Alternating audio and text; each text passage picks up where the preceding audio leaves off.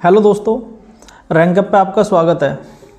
अगर आप कोई भी एग्ज़ाम की तैयारी कर रहे हैं तो ये वीडियो आपके लिए बहुत महत्वपूर्ण होने वाली है। और आप चैनल पर नए हो तो चैनल को सब्सक्राइब कर सकते हैं ताकि अगली वीडियो आपको मिल सके। तो आज है हमारा टॉपिक मॉक एनालिसिस। एक छोटा सा टॉपिक है, मॉक एनालिसिस के बारे में बात करूँगा डिटेल से कि आपको मॉक एनालिसिस कैसे करना चाहिए। सबसे पहले मैं मॉक एनालिसिस को 3 पार्ट में डिवाइड करता हूँ। एक तो आपने जो सही क्वेश्चन करे हैं, एक आपने जो गलत क्वेश्चन करे हैं, एक वे क्वेश्चन जो आपने सही तो कर दिए लेकिन उस पर आपने टाइम ज़्यादा लिया है। तो 3 पार्ट में हमने मॉक डिवाइड करा है। तो इसके लिए सबसे पहले हमें क्या करना है, अगर आप मॉक लगा रहे हो तो आपके सब्जेक्ट है मैथ, रीजनिंग, इंग्लिश, जीएस। तो आपको 4 कॉपी लानी है, कोई भी 50-50 रुपये वाली आप ला सकते हैं। तो आपको क्या करना है, जैसा आपके गलत क्वेश्चन हुए तो गलत क्वेश्चन को सोल्व करके आपको उस कॉपी में नोट डाउन करना है। इंग्लिश की में भी मैथ, जो आपका मैथ गलत हुआ मैथ में, इंग्लिश गलत हुई इंग्लिश, जीएस गलत हुई जीएस, रीजनिंग में तो कम ही गलत होते हैं तो रीजनिंग के भी, रीजनिंग में कुछ इंपॉर्टेंट बातें होती हैं जो हमें मॉक में पता चलती हैं तो वो आपको कॉपी में नोट डाउन करनी है। ठीक, उसके बाद कॉपी, और उसके बाद आप जैसे आपने क्वेश्चन लिखे तो आपको क्या करना है कि जब आप न्यू मॉक लगाओगे, मतलब जब नेक्स्ट मॉक आप लगाओगे तो उस कॉपी का आपको रिवीजन करना है। ठीक है, आपको उस कॉपी का आपको रिवीजन करना है, तब जाके दूसरा मॉक लगाना है।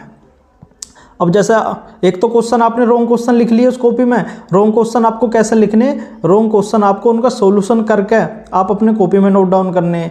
एक आपको वो क्वेश्चन लिखने हैं जो आपने, जिन पर टाइम ज़्यादा लिया है, लेकिन आपने मॉक में तो सही कर दिए लेकिन आपने उन क्वेश्चन में टाइम ज़्यादा लिया है, तो वो भी आपको कॉपी में नोट डाउन करने।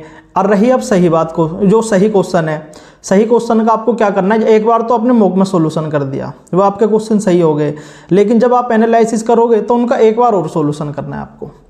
मतलब आप जब एक बार तो आपने मॉक में उनका सॉल्यूशन कर लिया, एक बार जब दोबारा आप सॉल्यूशन करोगे ना तो उनका क्या होगा, क्वेश्चन का फॉर्मेट, क्वेश्चन आपको रट जाएंगे, आपके माइंड में बिल्कुल फिट हो जाएंगे वो।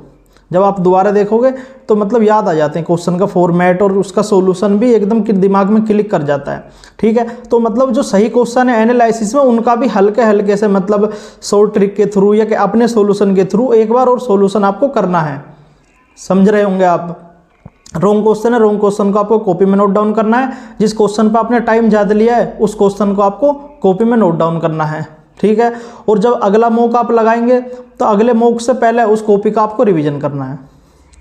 आधे घंटे या आधे, स्टार्टिंग में तो आधा घंटा लगेगा, जब ज़्यादा आपके क्वेश्चन भी हो जाएंगे ना तो 800 क्वेश्चन भी मान लो कॉपी में हो गए आपके तो कोई दिक्कत नहीं है, क्योंकि वो जब आप डेली उन क्वेश्चनों से रूबरू हो जाओगे ना तो मुश्किल से 20 मिनट 25 मिनट में आप मतलब आंखों में उसे निकाल लोगे क्वेश्चनों को। ठीक है, और ऐसे मैथ का मतलब 4 कॉपी बनानी है आपको, और उनमें जब आप डेली उन्हें पढ़ोगे ना तो उनमें टाइम नहीं लगता है, सॉल्यूशन देखते ही अपने आप याद आ जाता है। ठीक है, तो उससे एक तो आपको कॉपी रिवाइज करनी है, एक आपको क्या करना है, जैसे आपको वीकली आप मॉक लगा रहे हो, मैंने माना कि वीकली आप फुल मॉक लगा रहे हो, डेली एक फुल मॉक लगा रहे हो, तो आपको क्या करना है, वीकली 6 मॉक आपको लगाने हैं। एक मॉक मतलब एक दिन आपको क्या करना है, एक दिन पूरी कॉपी का उनका मॉक नहीं लगाना, आपको रिवीजन करना है।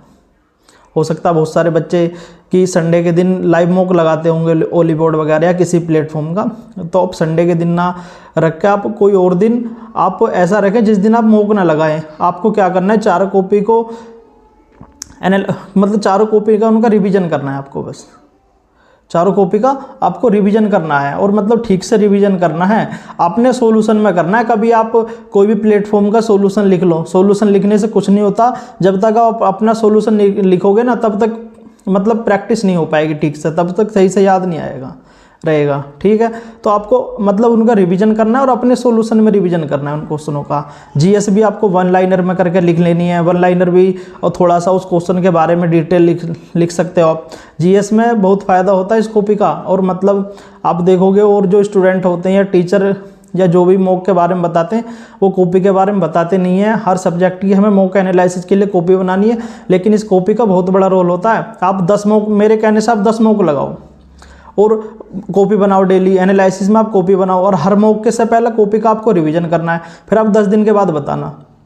आपको खुद पता चल जाएगा, क्योंकि जो पैटर्न होता है ना वो रिपीटेशन होता है हमारा। बहुत सारे क्वेश्चन आपको सेम फॉर्मेट पे मिलेंगे और मतलब रिपीटेशन बहुत ज़्यादा मिलेगा क्वेश्चनों का। और जीएस में भी, जीएस में तो बहुत ही ज़्यादा आपको फ़ायदा मिलेगा। तो इस कॉपी का बहुत बड़ा रोल होता है, ठीक है। और क्या करना है ये भी बता दिया।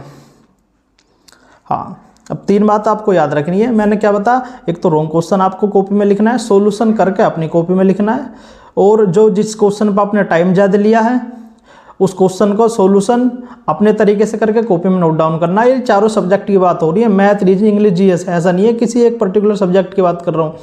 एक क्वेश्चन क्या हो गया जो आपने गलत, जो सही क्वेश्चन है, सही क्वेश्चन का क्या करना है, आपको दोबारा से सॉल्यूशन करना है। मतलब दोबारा से आंखों में या हल्का हल्का सा छोटा छोटा सॉल्यूशन लिख के सारे क्वेश्चन, तो आपको ये जो राइट क्वेश्चन है उनका आपको सॉल्यूशन करना है, ठीक है। एक बार मतलब दोबारा सॉल्यूशन करके देख लेना। और मैं आपको एक बात और बता दूं, मॉक में सबसे ज़्यादा इंपॉर्टेंट क्या होता है, आपकी एक्यूरेसी इंपॉर्टेंट होती है। आप जैसे मान लो आप 100 नंबर का कोई टेस्ट लगा रहे हैं या 200 नंबर का प्री होता है एसएससी का, हम ले लेते हैं, तो उसमें से आपके 50 नंबर भी आ रहे हैं तो कोई फ़र्क नहीं पड़ता, आपको एनालिसिस पे ध्यान देना है। 50, 40 या 70, 60 कितने भी नंबर आ रहे हैं उससे कोई मतलब नहीं है, आपको एक्यूरेसी पर अपना ध्यान देना। जो मैं आपको एनालिसिस बता रहा हूँ आपको वो एनालिसिस करना। आप 10 मॉक में ऐसा करके देखो, 4 कॉपी बनाओ और उन कॉपी का रिवीजन करके तब नेक्स्ट मॉक लगाना। 10 मॉक लगाने के बाद उसके बाद मुझे कमेंट करना कि भैया मुझे फ़ायदा हुआ है नहीं हुआ। उसके बाद आप बताना आपके कितना इम्प्रूवमेंट हुआ हर सब्जेक्ट को लेकर। ये कॉपी का बहुत बड़ा रोल होता है मॉक एनालिसिस में, ठीक है। तो एक्यूरेसी बहुत ज़्यादा इंपॉर्टेंट है। और वैसे भी आजकल जो एग्ज़ाम है, जो एसएससी का इस टाइम पैटर्न हो गया है, आप देख ही रहे होगे कि एक्यूरेसी कितनी ज़्यादा इंपॉर्टेंट है, कितनी हाई कट ऑफ जा रही है। तो एक्यूरेसी ज़्यादा मैटर करती है, ठीक है। उम्मीद है आप मेरी बात समझ गए होंगे। और फिर दोबारा कहता हूँ, अगर आपको वीडियो आपको अच्छी लगी है तो वीडियो को लाइक कर सकते हैं, शेयर कर सकते हैं, और आप चैनल पर न्यू हो तो चैनल को सब्सक्राइब करें। आज के लिए धन्यवाद, मिलते हैं नेक्स्ट वीडियो में।